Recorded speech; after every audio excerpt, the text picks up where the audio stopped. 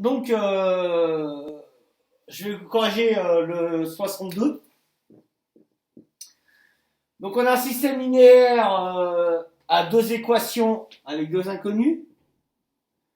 J'ai eu en seconde 2 des retours. Trois retours, c'est pas beaucoup, mais c'était pas mal. J'ai vu des belles choses.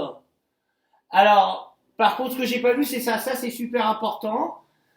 La première étape, c'est la détermination du nombre de solutions par la méthode du discriminant.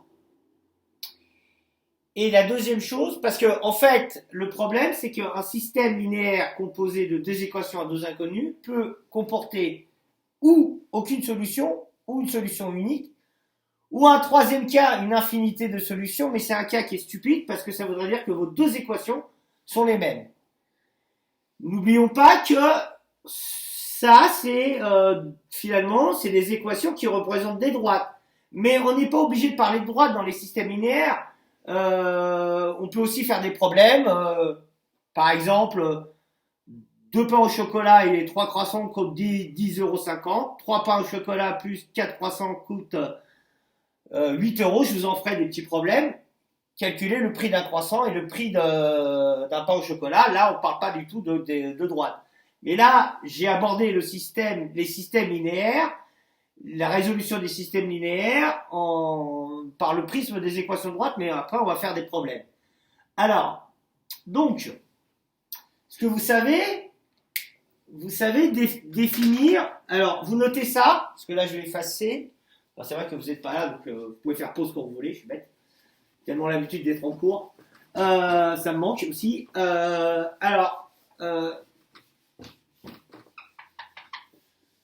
Donc, vous savez définir un vecteur directeur. Alors, une équation cartésienne d'une droite, c'est AX plus BY plus C.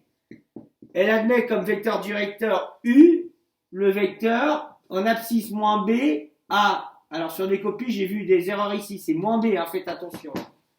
D'accord? Alors, je vais appeler U, dans ce cas-là, le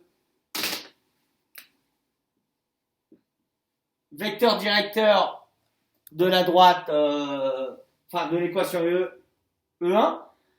Donc, ça nous fait, je vais me rapprocher, puis après on voit pas là-haut. U, c'est, alors là, ça va nous faire moins B, ça nous fait plus 3. A, 3, 2. D'accord? Ça, c'est pour E1. Je le mets là, mais ça, faut pour qu'on comprenne. V, c'est moins 4, moins 3. D'accord? Ça, c'est pour E2. Donc, votre déterminant, le déterminant du système, alors je vais l'appeler le déterminant de S, c'est 3, 2, et moins 4, moins 3. Et ça, c'est égal à ça fois ça, 3 fois moins 3, moins 2 fois moins 4. Est-ce qu'on voit là? Ouais. Donc, ici, c'est bon. Donc, déterminant de S égale moins 9 plus 8 égale moins 1, différent de 0. Donc ça veut dire tout simplement, là, vous pouvez conclure que le système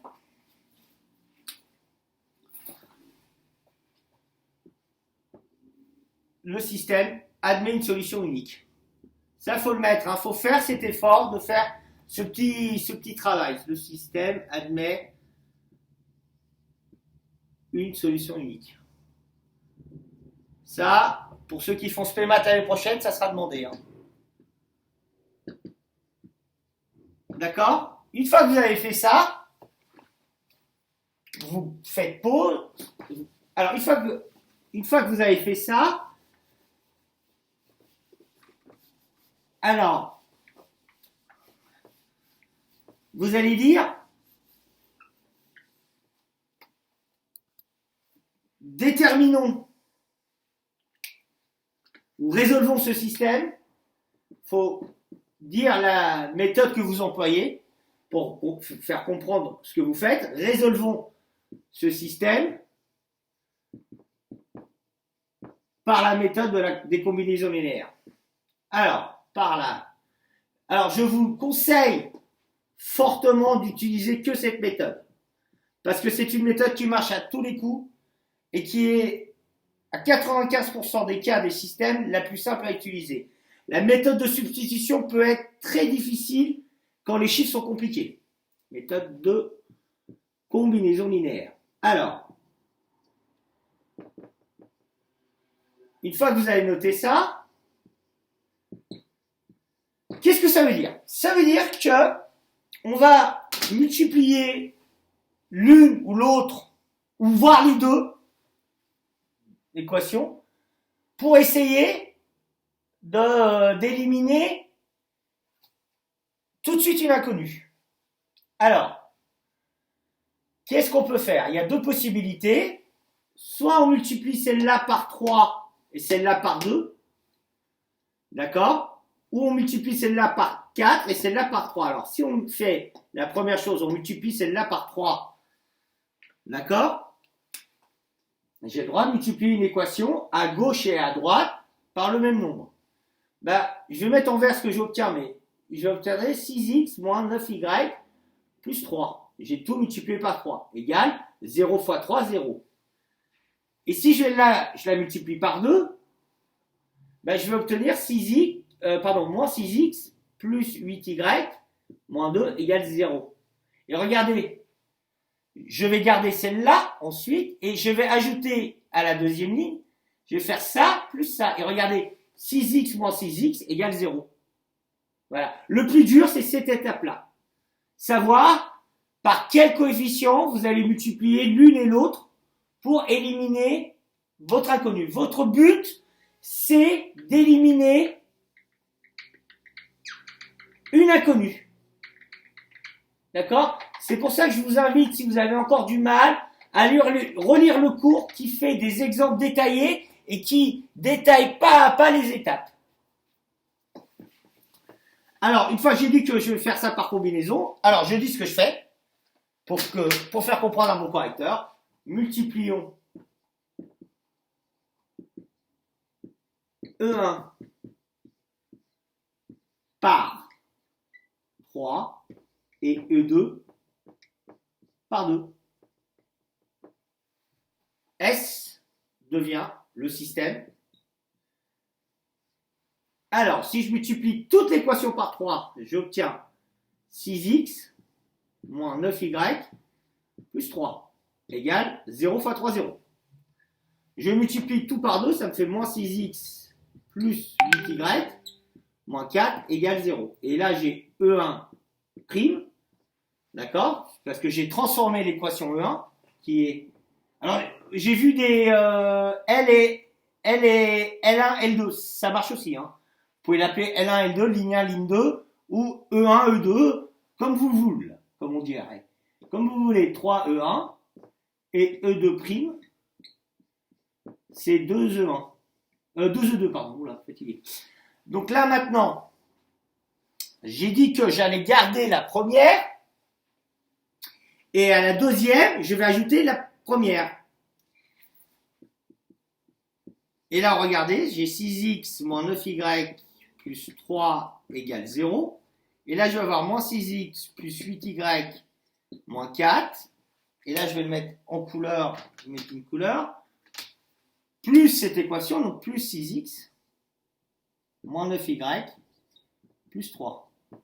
Alors, j'ai vu une copie, c'est dommage, la personne a retranché. Retrancher, ça marche pas parce que si vous retranchez, vous allez faire moins 6x moins 12x et vous allez encore avoir deux inconnus. Tandis que si vous ajoutez 6x moins 6x, 0. D'accord? Parce que moins 6x plus 6x, ça fait 0. Ça s'en va. Et donc là, j'ai moins 3y. Pardon, c'est n'importe quoi. 6x moins 9y plus 3 égale 0. Et là, j'ai 8y moins 9y, ça me fait moins y. Moins 4 plus 3, moins 1 égale 0. D'accord? Ok? J'ai juste simplifié ce qui était simplifiable. Alors du coup là, je peux directement balancer que 6x moins 9y, attendez, je vais mettre comme ça, plus 3 égale 0, et y égale 1. D'accord? Pardon, y égale moins 1. Je passe le y de l'autre côté, et j'ai y égale moins 1. D'accord?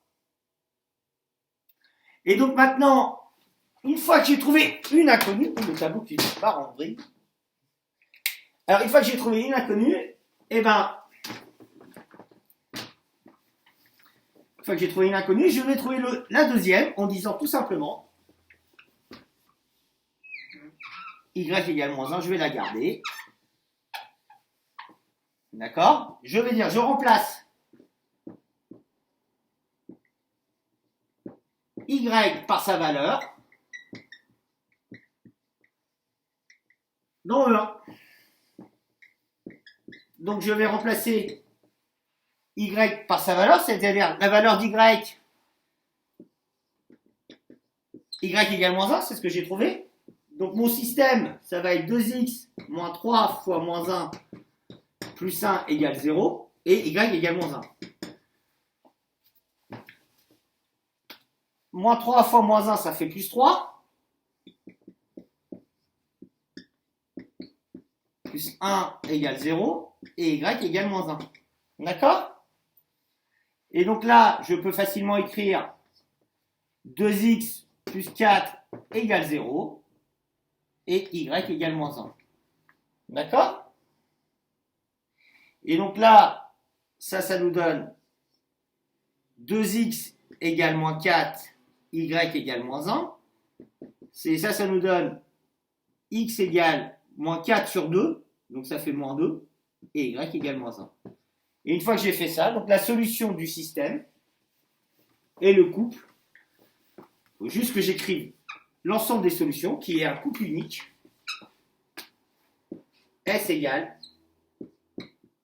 le couple moins 2, point virgule, moins 1. D'accord? Et si j'ai une calculatrice graphique, je peux tout simplement vérifier sur ma calculette. Je fais ça. D'accord? Moi, sur ma calculette, j'ai un menu équation. Je le remonte, je crois que je l'ai fait dans une vidéo. Je choisis F1 comme système. Mais vous avez ça dans toutes les calculatrices graphiques. Les Texas l'ont aussi. Le nombre d'inconnus. Il me demande le nombre d'inconnus. Ben, il y en a que 2. Et vous avez un système AX plus BY, sauf que vous faites attention, votre calculatrice veut que vous passiez le 1 de l'autre côté. D'accord? Puisque il faut écrire votre système, lui il l'écrit à la calculette. Je vais vous l'écrire là. Votre système c'est AX plus BY égale C. D'accord? C'est comme ça qu'il veut qu'on rentre les données. Alors ça veut dire que je ne vais pas rentrer 1 pour C, mais que si je le passe de l'autre côté, je vais rentrer son opposé, c'est-à-dire moins 1. Alors, d'ailleurs, j'ai fait ça, regardez. J'ai fait 2, attends, il y a un moins 3, moins 1. Et pour la deuxième équation, je vais rentrer les coefficients de x, y et c, qui est le coefficient de termes constants, moins 3, 4 et 2. Et là, j'ai une petite fonction qui me dit solve, ce qui veut dire résoudre, et je résous. Et me dit x égale moins 2, y égale moins 1. C'est ce que j'ai trouvé, je ne me suis pas planté. Regardons, x égale moins 2, y égale moins 1. Voilà. C'est tout pour ça. Si vous pouvez faire le 63 et le 64 pour voir si vous avez compris la vidéo, ça serait chouette. Même s'il y a des erreurs, j'achète. J'essaierai de vous corriger et de vous aider à résoudre ça, tout en sachant que ce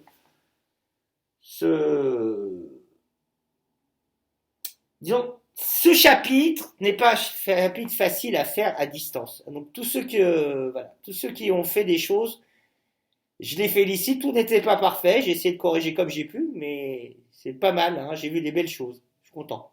Enfin, des belles choses, mais il y a trop peu d'élèves qui répondent malheureusement. Beaucoup trop ont démissionné.